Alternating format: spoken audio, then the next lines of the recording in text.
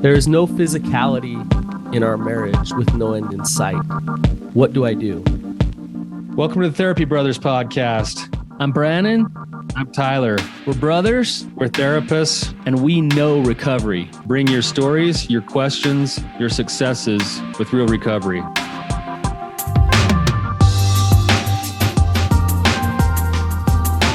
Hey, Tyler, you ready to have some hard conversations? Let's do it. Let the Therapy Brothers podcast begin. Welcome to the Therapy Brothers podcast. Brannon is here today, alone without Tyler, feeling lonely, feeling sad, missing my older bro so much. Don't know what I'd do in this world without him. And I just don't know what to do with myself today. I'm just kidding. I think I'm fine. But I love my bro, and I hope he's having a good time. He's out today. He's spending some time with family and just doing things that he loves. So we're always supportive of each other on that. And one of the beauties of doing this show with my brother is he's supportive of me. I'm supportive of him. And so we trust each other to hold down the fort. So I'm holding down the fort today. But I'm not alone today. I have Buzz here with me. Buzz, welcome to the show. Great to be here. So Buzz, if you could just tell me a little bit about your situation, what's going on, and give us some background, that'd be awesome. Yeah, thanks. My wife and I have been married now for going on 19 years. For about the first 14 or 15 years of it, I struggled with addiction to pornography and masturbation. And it was one of these things that I had before the marriage, and then during our courtship and marriage, kind of went away, as most people experience. And I thought, well, yeah, this is gone. This was just a premarital thing. And then a few months after we got married, I had a opportunity to view pornography on a job I was working on, and yeah, it blew up. And so I struggled with it for years. Didn't want it, just didn't know how to quit. Went to a pastor and told him that, I'm thinking I may be struggling with an addiction to this. And the next Sunday, the whole church got a sermon of, addiction is just a sinner's excuse to justify his actions and continue in his sin. Yeah, I got that sermon the next Sunday. Wow. And so I struggled for about another 10 years thinking, this is just me not man enough to stand up and tell myself no and resist the temptations. And then she finally, my wife, it was me not knowing what to do to overcome this stuff, how to fight it. I'd have a relapse, and she'd know something was different, and she'd wait for me to disclose. Finally, she'd back me up into, corner. Hey, can we talk a minute? And you mess up again? And sometimes I'd be like, no, what'd give you that idea? I didn't. I'm not going to straight up lie to her. Then it got to the point where I just straight up told her no, I'm doing great. I'm fine. I'm great. And she knew I was. So rock on for 15 years of me telling her no, and then only disclosing when I was backed into a corner. Mm-hmm. And it just got to the point I didn't think there was a way out. And then she introduced me to a podcast, a recovery podcast.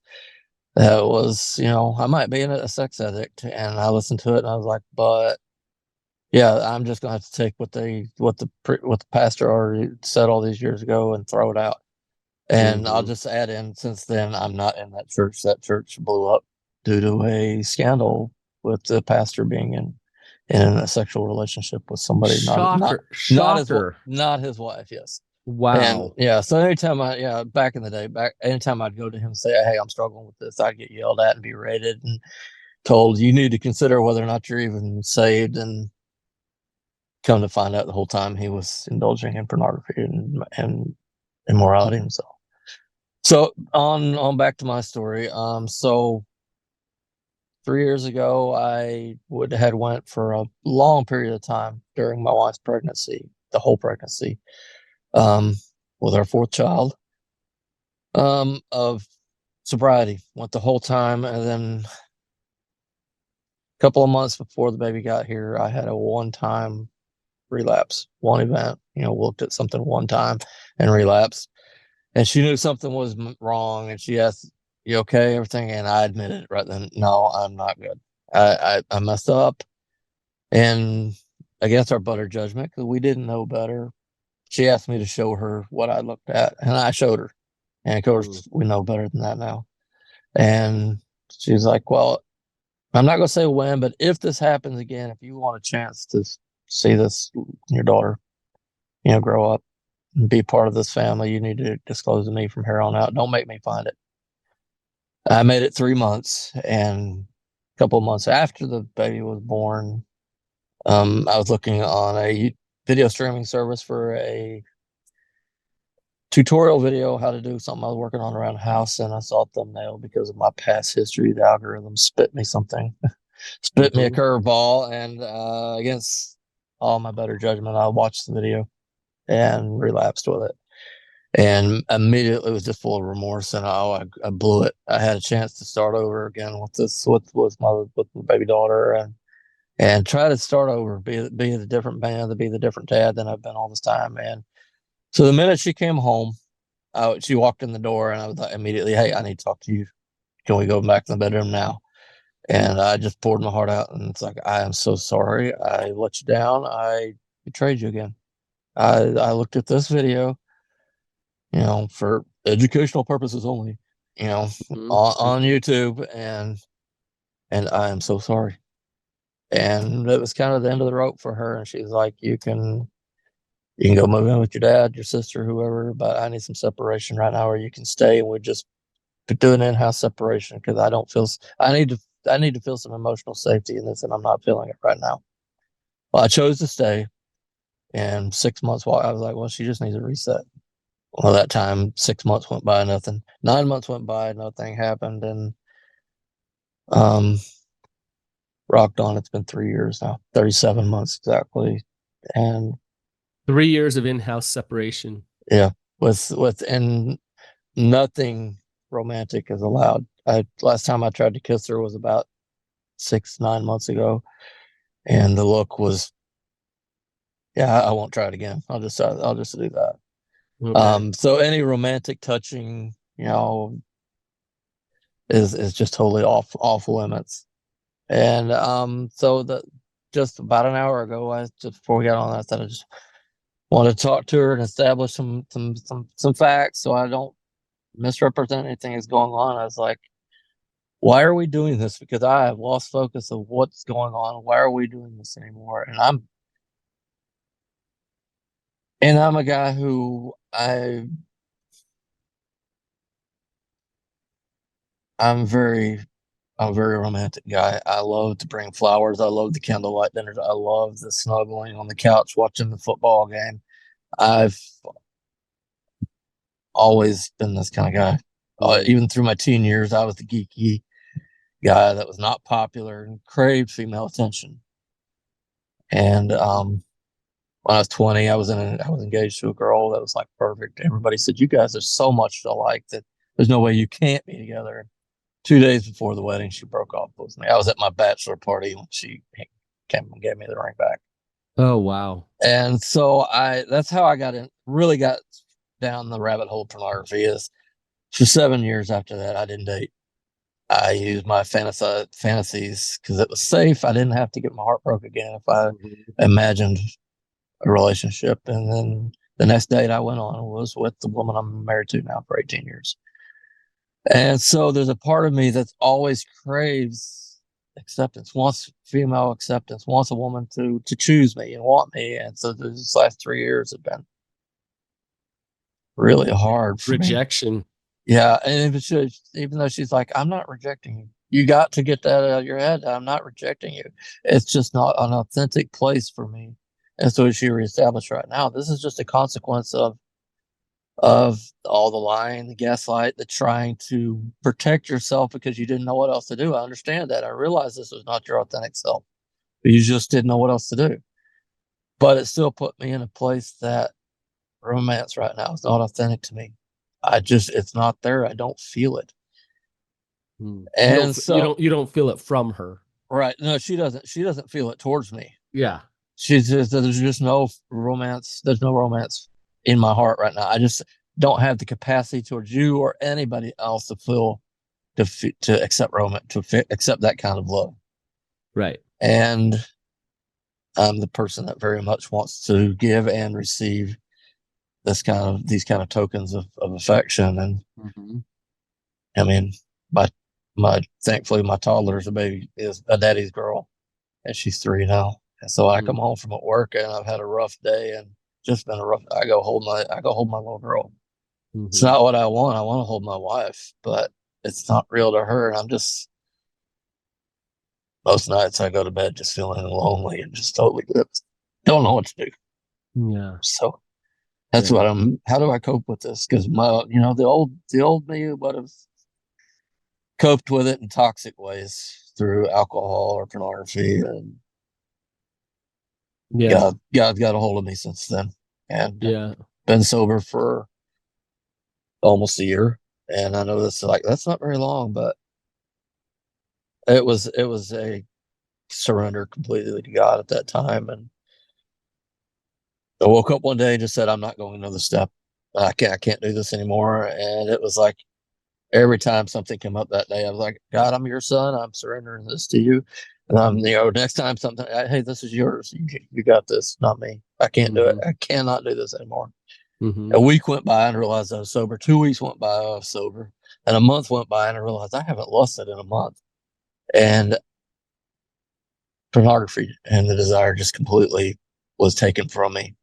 Mm-hmm. And when I first got into recovery group through SAL, my sponsor was like, we need to take a little quiz to verify that you are an addict. And I was like, oh yeah, it was one for 15 years. I am one, but it's just through grace of God, he removed it from me. So now that I'm recovered and I'm a different person, because literally I wrote my inventory and I'm like, I'm writing a eulogy for somebody I used to know. Mm-hmm. And so now that I'm different, I'm not even the same guy anymore. There's part of me that wants my relationship back, but and I have a hard time talking with her about it because I want to get emotional and go, why can't we fix this? Why can't we? Things are different. This is not this that life is gone. It's dead. And why can we work on this? And she's like, it's not real. I just can't. To me, accepting you back in and under a romantic relationship is just not real, and I don't want to go against my authentic self, and I respect her for that. But how do I after all that rambling, how do I cope with the separation, with the lack of intimacy in the relationship when everything in me just craves it? I Buzz, I have so much to say to you, and it's an interesting thing to do because there's so many pieces to this puzzle that I could start anywhere. I could start and we can get into the pieces as they can fit in order to move forward. Um, Awesome. so Great. so so first off, um, I'll just say this: trust being rebuilt in the relationship. Um, Yeah. it can't happen unless genuine, authentic recovery is taking place. I And understand. and the things that you're saying, Buzz, I'm hearing some good recovery work happening. I'm hearing you work the 12 steps. I'm hearing you get support, sponsors, um, staying sober, which is a good thing. Finding some peace within yourself, regardless of what's happening with the relationship. Like you're doing work regardless of what's happening with the relationship. And truth is you could use the relationship and say, I'm a victim of this, screw this, I'm going to do what I want. And you're not doing that. Um, which is awesome. Um, and I always wonder, and this is a just we won't go down this rabbit hole here, but it's an important one. I always wonder if you're doing the deepest, most important work in your recovery, where you're really reclaiming your heart and getting to know your true self, and not just managing the behaviors, the sobriety and but actually shifting who you said, I'm a different man now. And that's what I like to hear, is the way you're resonating, the way you're showing up in love and confidence for yourself is important. Now let's talk about the relationship a little bit here. There's things in your control and there's things outside of your control. And when you when you betray somebody, and when trust is shattered in a relationship, trust can absolutely get rebuilt to the point where you have more trust and safety than before the betrayal. But there's elements to it that have to happen in order for that to take place. And both partners have to be willing to engage in the process of that trust rebuild. So from your side of things, Buzz, do you know what it takes to like reestablish safety and trust with her? Consistency. Oh, good one. Yeah. That's a great start to an answer. That's awesome. Okay. So for her, it's to lean in, own my mistakes. Don't make excuses. Say, yeah, I mean, this is what it is. Own it. Show consistent effort to improve myself, be a better person, be a better dad, better husband. Just show her consistently that I am the different guy that I claim to be. Yeah. So, I want to mention one thing about something you said. I love what you're saying. Like, be connected to the household, be consistent, be cautious with own your mistakes. And I'm not saying that owning your mistakes is a bad thing. But if that alone is your form of honesty in the relationship, what that turns into is you showing up kind of weak, like you need to just tattletale on yourself in order to be honest. Understand. And so owning your mistakes is important, but take that honesty piece even further to owning all of me, being who I am in the relationship. I'm a wide open book. You'll know me. I can own my mistakes. I can also own my brilliance and the things I love and the passions that I have. And like, I am me. Do you see what I'm saying? Yes.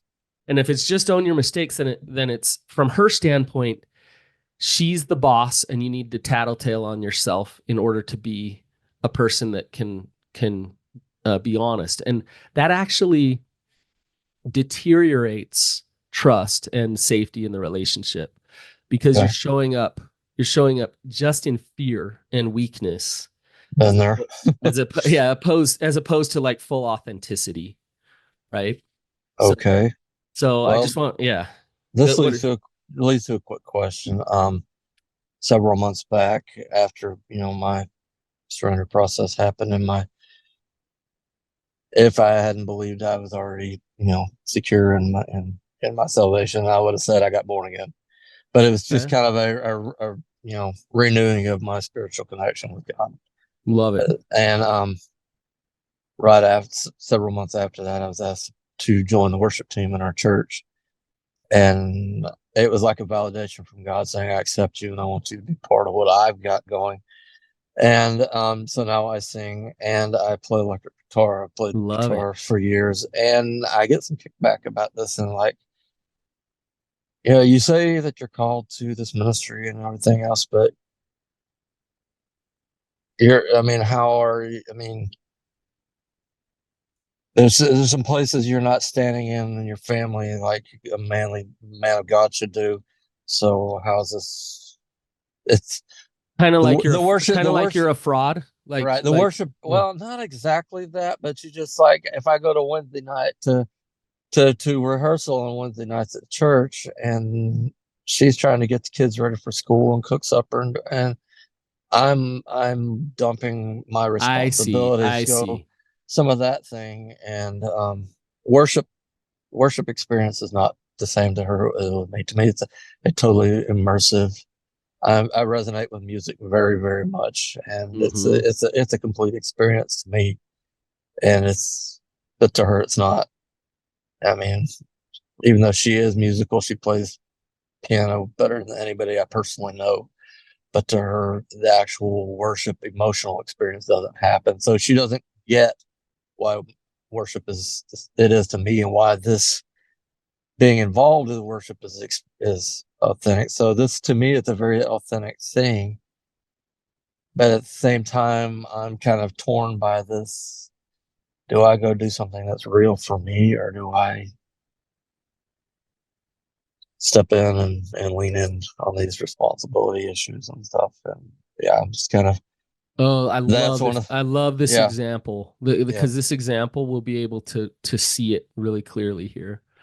Um, so it it seems like so let's think about it in terms of trust here. Yeah. It seems like well, let me ask you what in order to like help her feel safe and trust you, what's the right move here? Well, like this last Wednesday, I walked in, the kitchen was a wreck, supper wasn't done, and I called the worship leader and said, "Hey, I'm not making it." And I stayed home and turned the kitchen back right side up and helped cook supper and get breakfast ready for the kids the next morning. And that that Did she acknowledge well, uh, it was 10 minutes after the time that rehearsal started. She walked in the kitchen like, "Why are you still here?" I thought, "Because this needed to be done." And so, but at the same time, I didn't play on Sunday because I didn't know this. I didn't know the song, and yeah, okay. Um and so it was kind of I see where the point was me laying down something for her. mhm. But at the point, the question is what part do I get to be authentic versus lay down my life for my um wife? uh, there's only one answer to that. Um and that's when you are authentic, Buzz, Yeah, you actually show up as a man who will build trust and safety and fight for your wife's heart. When you show up in fear and compliance, you're actually not fighting for her heart. So, like, let's go back to this example. Um, I, and really, this happens inside of you, right? right. You stayed home and you cleaned. On one hand, you're telling me how important this worship is, how important your relationship to God is, how important the music is. Um, and you stayed home and cleaned the dishes, right? Yeah, Um, because you wanted her to know that you love her and that you're gonna do the right thing and care more about that than the other thing, right? yeah, Um, it like that breaks down trust and safety when you stay because you're abdicating your truth. You're giving your truth away in order to let her have her truth, right? Now, hang in here with me for people that are listening because I'm not saying don't show up for her. Um, but what I am saying is like the feminine will intentionally and it's her job test the masculine, test to see if you will get unrooted and ungrounded for her. And if you do, if you unroot yourself for her, then she realizes like I'm not with a man who's safe because he doesn't stand on his own 2 feet. I give him his truths.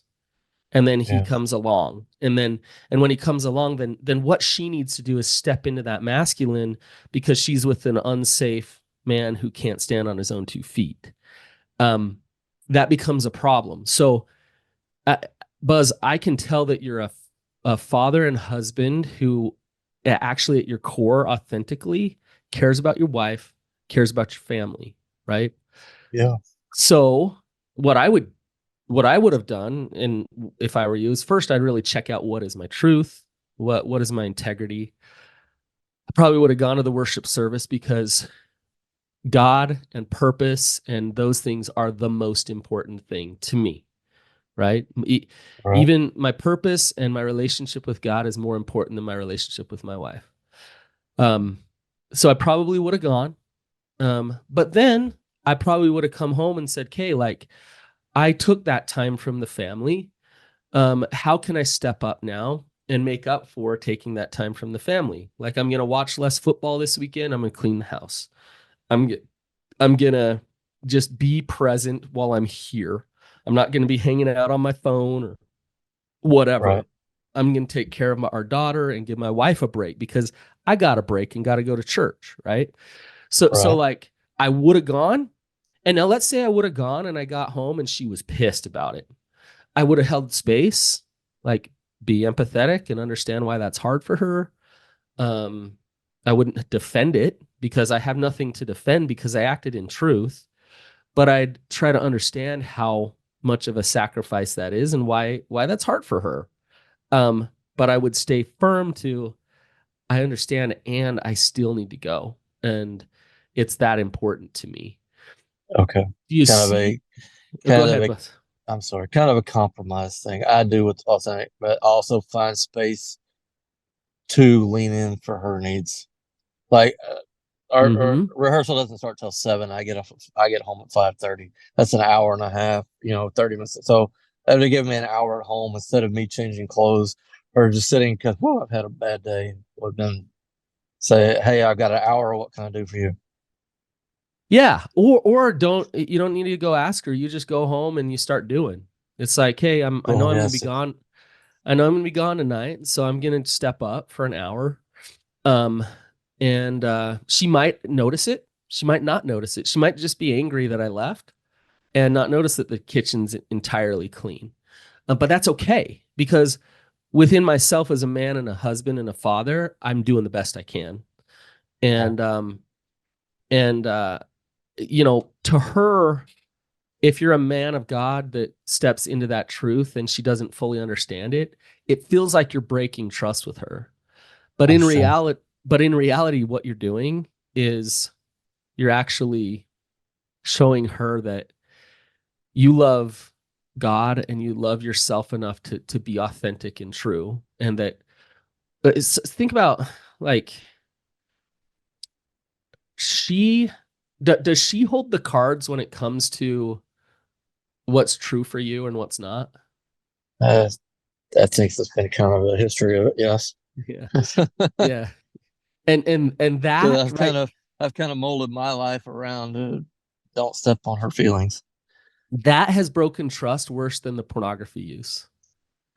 Um, and I know you're like, no, Brandon, like, come on, like, no, it has that has because she doesn't know who you are. She's already told me the dishonesty was worse than the porn I ever was. Yeah, So it's like, me not being honest, yeah. So there you go. yeah, that's broken trust worse. Yeah. Um, and it's coming to the separation. 3 years is a long time, Buzz. And so for you, I kind of feel like I'm hearing from you like, God, I'm trying to like do it her way and figure out like how to be safe here and how to do it right and how to where the hell is Buzz in all of this? Like, what's your opinion? What's your feelings? What's your truth after being separated for 3 years and feeling rejected and feeling disconnected? And I'm not saying your wife's rejecting you, but that's how you've been feeling. So like where are you in this? Are you just going to her and saying, "Okay, when have I done enough? Am I a good boy enough? Are you, can we start to connect again?" Or are you going and just giving up and being like, "Well, like I don't know what to do. This will never work, so I'll just like keep living in this marriage like this for who knows how long." Um, Both but of them Buzz, at once, I suppose. what's your truth though, Buzz? Well, at first it was for the first year or two, it was, how are we doing? What I would try to take these little steps, walk past her and give her a hug, kiss her on the back of the neck. She'd be like, stop it. Or, like I mentioned earlier, about 9 months ago, I tried to give her a kiss when she was going to be gone for the day. And I was like, the result was like, oh, I'll never do that again. And it's just here for the last year. It's just been kind of like, well, you know what? I'm just going to back up, give it the space, let it ride. I would. And I can't do nothing about it. I'm just gonna have to live with it. And I mean, and every once in a while, every couple of months, I'll bring it back up again. I'm like, what, are we gonna work on this at all? And why are we doing this still? And it winds up in an hour long, very emotionally heated, charged conversation. Okay. So, What's your and truth, Buzz? What's your my truth? my truth is, I would love to see the two of us. You know, I at the risk of sounding selfish, I would like to see her try just a little bit. Hold my hand one time. Sometime, she's going to a family reunion next week. Just kiss me goodbye before she leaves. Last two family reunions she's been to, she goes to this one every year. It's kind of bye, like she's going to town to buy groceries. So And I would like that's to see just a fraction, just a sliver of some emotional. And just show me a little bit. I'm hearing you value intimacy, emotional, physical intimacy. Now that's a hard Very ask. much, yeah. That's a hard ask to go to a I partner that's been betrayed. I know. And but Buzz, at the same time, it's your truth that you value love, connection, and intimacy in your relationship. And that part of you that's saying that is really important to who I am and in my experience in this life. Um, you discount it and you push it off because it's like, well, I don't want to make waves. And then every so often it boils up and you have this fight. And um I know. you, At the same time, it's like she told me, you know, an hour and a half ago that it's not authentic to her. She said it's not there. And anytime me pushing the issue was pushing her outside of her authenticity, that's and I'm being selfish for pushing her outside of what's real for her. And I so that I feel like, okay, I need to respect her and honor this, and just step out and just give her time to grow, give her the time to recover. In the meantime, just and pray to God. Yeah, sacrifice your truths, yeah. Well, it's kind of the, I don't know. which Maybe I've is grown just up that like the it. husband needs to lay down his life for his family, and Well, that's Christ-like surrender kind of thing. that's just like you doing the dishes instead of going to church. So back up. Like, yes, your husband lays down his life for his family. A husband fights for his family, Right. and Yeah. fights for love, fights for connection, fights for love and intimacy in that relationship. Laying down doesn't mean surrendering in a weak way and giving up of like, fine, like I will like not have this connection. I'll just like smile and try to be as happy as I can. Um, do not, Buzz, do not ever come on to her physically um, when she's not ready. Like, she Yeah. absolutely has a right to say, that's not authentic for me. That doesn't work for me. Like, stop. Don't kiss my neck. Don't try to kiss me on the lips. Like, good for her for having that boundary. That's a good Yeah. thing. Right. And if it were me, Buzz, you're doing your own individual work. It's scary to do this, but I would have to see some movement from my wife, not in terms of wanting to cuddle with me and have sex and those type of things, but I need to know that she's willing to actually work on it, on herself and on us. Um, is she willing to go to therapy with me? Is she willing to read some books? Is she willing to talk about what healing and recovery is as in the relationship? Like, actually start to do that work together. And long before we're kissing and hugging, I Mhm. just need to see that she actually is out of a pure victim state of mind of, you messed up. This is your problem. I'm not doing any of my own work. And she's Right. actually in a place of, I'm going to do my work because I want to fight for our relationship and get to some healing here. If Right. she's unwilling to do that, if she just wants to stay in that victim stance, just wants to stay in her safe corner of disconnection, that's understandable why she wants to. Oh, Like it, 100%. it Yeah. and she has that right to do that, but she's also telling me that she doesn't want a relationship with me. And this is the hard reality. Um, for me to say I can't continue. Um, modeling a relationship like this to our daughter. Oh, I we got 3 older ones too. to We all your got, kids. yeah, I've got 2 teenagers and a preteen. So Yeah, and think what they're seeing, Buzz. that's what's killing me because Yeah. I got 2 sons and I'm like, I don't want my boys to look to, I grew up with my dad as an example. My dad got lied to by the same church for 18 years because my mom was divorced and they said, "Oh, you guys are in adultery. You guys can't have sex." So my dad did everything except have sex with my mom to show he loved her. And I saw this every day. Wow. And this was how I learned to treat your wife through Yeah. this over the top outwardly displays of affection. So this is where I get it from, is from seeing my dad hug my wife, my mom, kiss my mom in front of us kids every single day, and openly say, showing her that he loved her and cared about her. And yeah, they're getting ready to celebrate 50 years next year, and it's beautiful. And so this is where I get it from, and I'm sitting here going, I don't want my boys to grow up saying this is what marriage looks like. And Mm-hmm. my oldest is already going on 15. He's like, no, if I get married, it's going to be way down the road. And I'm like, where's he getting this idea? Yeah. Yeah. And it's part of it that's scaring me because I'm like, I don't want my kids to think that, oh, this is what marriage is supposed to look like. And yeah, I don't want none of it. So And when so it's a beautiful thing, really. And we had a beautiful thing at one time before I wrecked it. But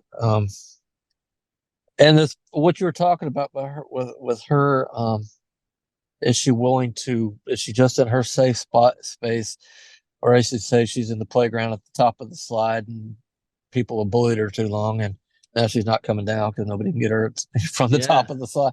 I Yeah. actually used that in a conversation one day with her. I said, this is what I feel, what's going on here is they're like, we're in a safe little square right now that I'm not getting hurt, and I'm not stepping out either. So we're not in the best spot, but we're not getting hurt anymore. And that's what I told her actually a while ago, 2 hours ago. And she was like, "Now I can see where you're coming from with this, but I mean, you basically abused me into the corner, and there was never physical abuse involved at all. That's one thing my dad told me. He said, if I ever hear you hit your wife, I'll finish off what she leaves." Yeah. And so I grew up never seeing abuse in the home. So, and it was something I despised out of I knew guys who was like, yeah, you got to slap her around every once in a while to let her know who's boss. And I despise that idea. And Right. But she's saying, but she's at the same time she's like, yes, I understand this is broken in me, and I know it's broken. And she just a while ago said, I'm willing to get professional help. Because before this, she's actually the one who introduced me to recovery. It's like, here, check out this podcast, check out these guys. This is some stuff you can do. And she stayed in a facilitated 12-step. I'm not going to say who because they have a podcast too. And we did that for a year and a half, and she finally quit attending the meetings because the partners meetings. She said because it was just a triggering, every woman sharing their triggers all week. mm, She said I just got triggered and would be come away angry at everybody's husbands by the time the meeting was over for 90 yeah, minutes. yeah, And she just quit. And I think some of it is you mentioned the victim mentality. She realized, I think some of that is, but she knows that to go further, she's going to get help. And she just a while ago says, I know I need help. And I was like, well, you get it. Do whatever it takes to get it. yeah. I said, Okay. pick who you want. I don't care who you get. You pick. Just get some help. But And Buzz, you enable her to not do that if you just show up weak and compliant and trying to fix the whole thing, and versus showing up honest and holding that ground with her and saying we need to move forward. Like, yeah, this is yeah, exactly this is exactly why I'm calling, because I'm like, I feel like we're stuck in the spot. Mm-hmm. And if something doesn't happen, something doesn't give, like I told her, I said, I feel like we're in a canoe going down the river. We've lost both paddles and we're just cruising along. Yeah. I said, Floating down wherever you're roar. gonna end. I hear a roaring way down I says, and I'm like, we need to swim. Yeah. And she's like, but we don't drown if we stay in the boat. And I'm like, not now anyway. Not now, but the waterfall's coming. Yeah. Like, yeah. And so that's what I try to express to her. I was like, if we don't do something, we can't just expect this to perpetuate year after year after year after year. And one of these days it'll fix itself. It's not going to happen. And that's kind of what I feel like we're stuck. And if I get pushed back if I want to push and say, we can't stay like this. And she's kind of like, I can stay like this as long as I want to, because if this doesn't feel real to me, then I'm violating my authenticity by going there. And I'm like, so we're just gonna stay at an impasse in the meantime. Buzz, I wanna give you a couple options and I want you to pick one here, okay? So Awesome. Yeah. I see different types of relationships and with all the couples I've worked with over the years and we know this exists. So there's 4 different types that I want to look at. Okay. There's let's say option A is a miserably divorced couple. So they divorce and they hate each other and they blame each other for everything. They fight over the kids and they cause all kinds of chaos in each other's lives. Okay. Yep. I see that a lot. And I know several. So that's option A. There's option B, which is a really healthy divorce, which is they work together, they support each other, they're still friends, and they don't have to get too vulnerable with each other because that sexual, emotional, spiritual intimacy isn't there, but the friendship is there. They're partners in raising the children and they help each other out. So that's option B. Okay.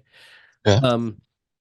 Option C is, and I hate to say this, it's probably the most common, and that's an unhealthy, mediocre to miserable marriage where we do what we can to stay together, but our needs aren't getting met. I don't feel safe. There's a lack of intimacy. There's a lack of trust, but we keep it together because we have kids, the finances, and all the fears of getting divorced.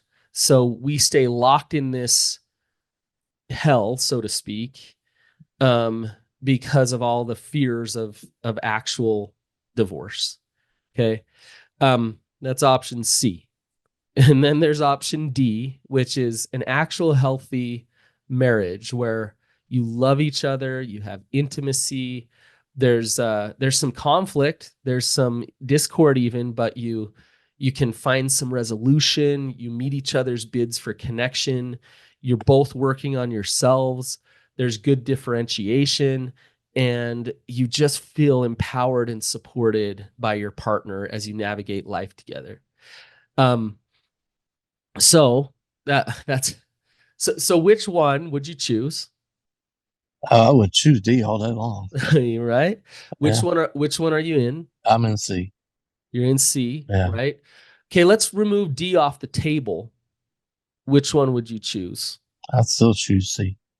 Yeah, that's what you're choosing, right? Yeah. And how long would you choose C? As long as I can. There's been some days where I would like the pain would be better than what's going on right now.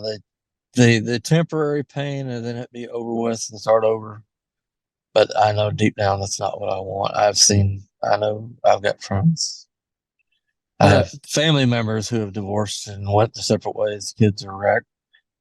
I'm like, I'll just put it this way: we have both made the statement to each other. If it wasn't for the kids, this wouldn't be happening. Buzz, this is going to go against everything we learn at church, but divorce being an option is a healthy thing in any relationship, and this is why. Because if divorce is not an option, then the relationship supersedes truth in the relationship. My truth or my partner's truth has to be negotiated with, given up, in order to protect that relationship.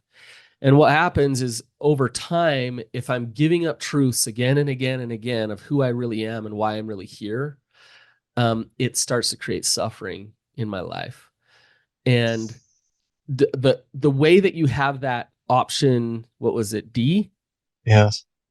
Is by accepting that divorce is an option. Because I want my wife to show up authentic. I want my wife to know who she is and show up in her truths. I don't want my wife to sacrifice herself to have to be in a relationship with me. And if I am coming to the table and asking her to give herself up so that we can keep this together, then I'm creating option C. Do you understand what I'm saying? You have to lay it on the table a little bit. Right. And what I'm hearing you say is like, Brannon, I don't know if I'm willing. Like, I want to just protect C forever. And but there's this other part of you that's like, but I can't live like this forever. The suffering is already there, right? So At the same time, I know I caused it. This is my own fault. I mean, it's like she told me a while ago. This morning was the why we're doing this is because it's a result of sin. God has natural cause and effect to all of his broken laws, and this is basically, the she said, this lack of intimacy, this broken the broken is emotion in her life is the result of my sin no life. And this is no just something that is just a result. You sinned, you broke my trust, and I no longer feel a romantic attraction to you. So this is a result of breaking God's law. okay. And so that is true, but there's more to that story. Like there, and if as long as that narrative is being sown in your relationship and you drink that in, then it will continue to be, Buzz, you're the piece of crap who needs to fix this and stay in your corner and settle for scraps in our relationship because you did this. Now, take accountability for what you've done. That's important. But if you continue to believe that and continue to go there, then you are showing up weak in that relationship and you won't rebuild this. Right? So it's like it's kind of like taking a sliver of truth and then using it to gaslight and beat it over your head.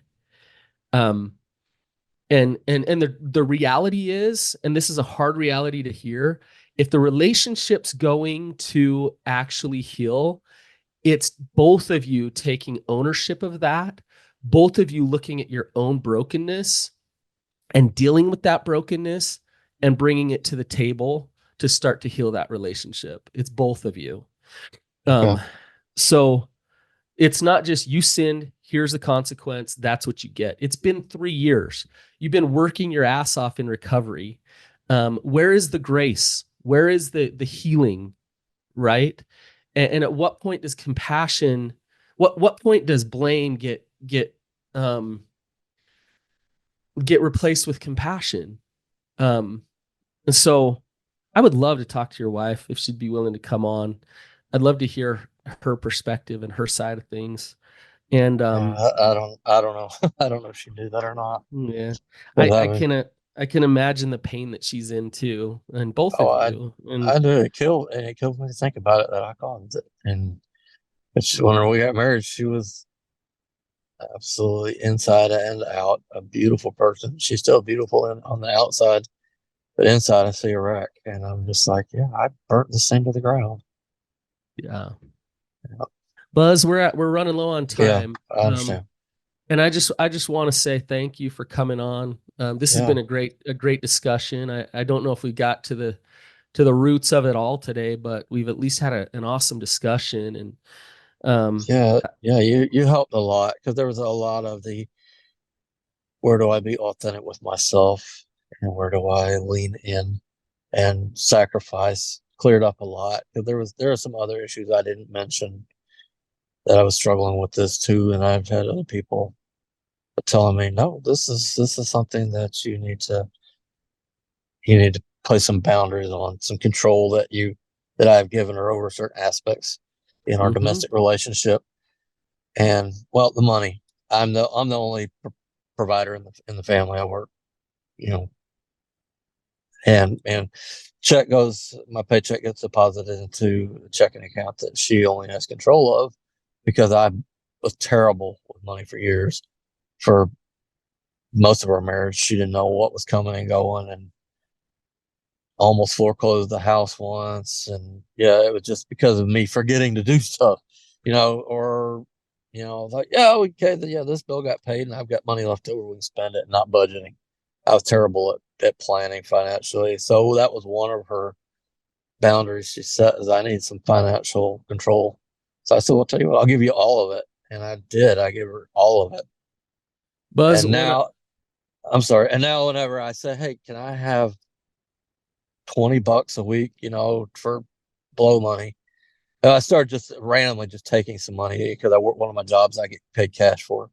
And I'd start keeping out some money, and she was like, you need to earn the right to do that, because you haven't been trustworthy, because randomly I just get $5 here or there whenever I just need some money. And she's like, no, I need to account for all of it. And then I shared that with this somebody in recovery, and I was like, no, you just need to tell her, hey, I'm getting $20 allowance, and yeah, I'm sorry, we can talk about it if this don't work. And I don't know. Buzz, Yeah. she doesn't want to be married to her child. She doesn't want to be married to a 5-year-old that she has to manage everything. I've heard that so many times. And I mean, I'm sure mom. Yeah, it's like, if I'm 5, I go to mom like, hey, can I have $5? Like, no, she needs a man. She needs a man. And so, like, your issues with money and spending it all in the past, you got to deal with that. And then step into with her, like, I realize you have all the control, and I gave all that control. This needs to be partnership. We're going to work together, and I'm going to be a man here. I'm not going to be a child who's begging for a little bit of control in our life and in our relationship. I'm going to be an authentic, powerful, honest, compassionate, consistent man here. And at first she'll hate that, because she's safer with all the control. So we got to wrap up, Buzz. I appreciate you. You're a good man fighting for recovery. Keep up the good work. And you guys, if this was helpful, please share this episode. And until next time, keep on keeping on. We'll see you guys. Thanks, guys.